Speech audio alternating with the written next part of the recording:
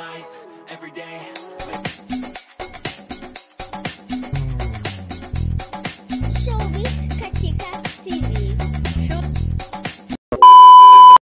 Hello mga kachika! Usap-usapan nga ngayon sa social media ang bagong upload ni Miss Karen Davila sa kanyang YouTube channel kung saan ang in-interview at guest nga niya this time ay ang Drama Moto Club ng mga kilalang artista sa mundo ng showbiz industry. Ang Drama Moto Club ay binubuo nga ng 6 na aktor sa mundo ng showbiz industry na sila Gerald Anderson, Sam Milby, John Prats, Jake Cuenca, Mark Solis, at Sancho Bitod de las Alas.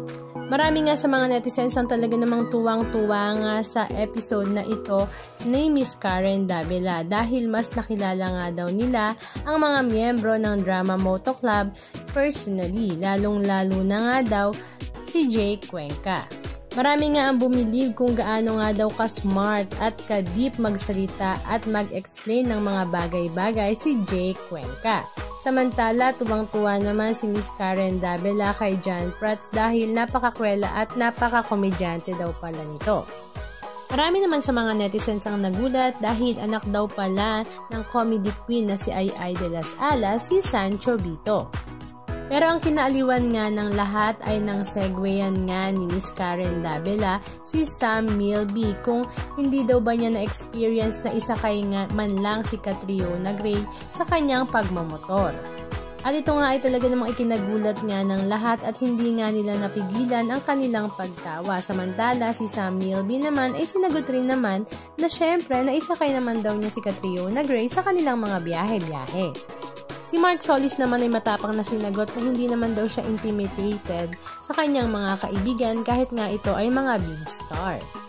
Wala rin namang taka si Gerald Anderson sa mga tanong ni Miss Karen Davila patungkol nga sa kanyang girlfriend na si Julia Barreto.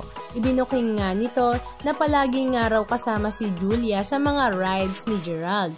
Nadiretsahan din namang sinagot ni Je na talagang madalas nga daw nila kasama rin si Julia dahil nag-e-enjoy nga rin daw ito sa bawat rides ng grupo. Marami nga ang naaliw sa mga netizens dahil nga sa episode na ito ni Miss Karen Davila dahil talaga namang marami nga daw silang napulot na words of wisdom at very inspiring nga daw ang kanilang kwento. Maging si Miss Karen Davila nga ay talagang tuwang-tuwa rin dahil for the first time nga daw ay nakasakay nga siya sa motor with matching very high-tech na helmet. Halika at panoorin natin.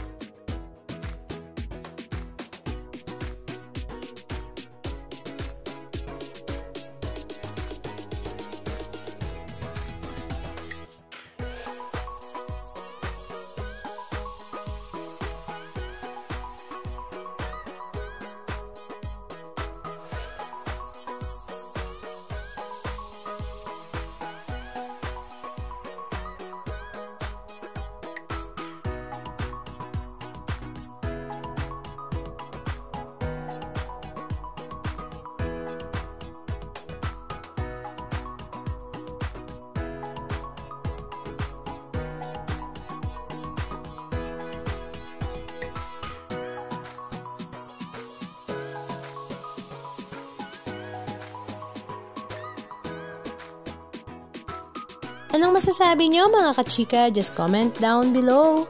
And please don't forget to subscribe. Thank you!